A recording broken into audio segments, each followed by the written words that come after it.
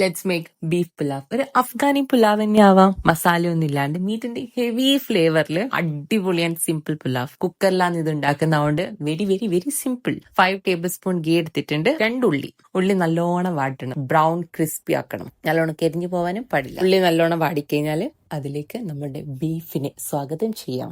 Beef ബോണിലെ pieces എടുക്കാൻ, അതിലാണ് നമുക്ക് ടേസ്റ്റ്. മനസ്സിലായോ? ആവശ്യത്തിന് ഉപ്പും നല്ല ചൂടുള്ള വെള്ളം ഒഴിച്ചിട്ട് വേവിക്കാൻ വെക്കാം.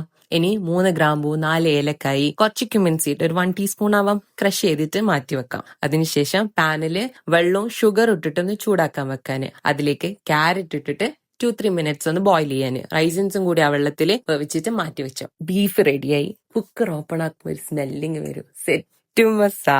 അതിലേക്ക് അരിക്ക് ആവശ്യമായ വെള്ളം ഒഴിച്ചു കൊടുക്കാന്.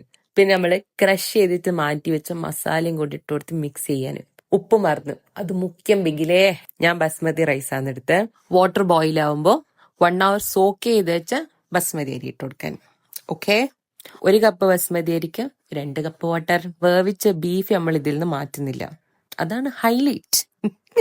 അങ്ങനെ എല്ലാം കൂടി ഒന്ന് മിക്സ് ചെയ്തിട്ട് ഒരു വിസിൽ, ഒരൊറ്റ വിസിൽ മതി. ഖത്തം. Bye by.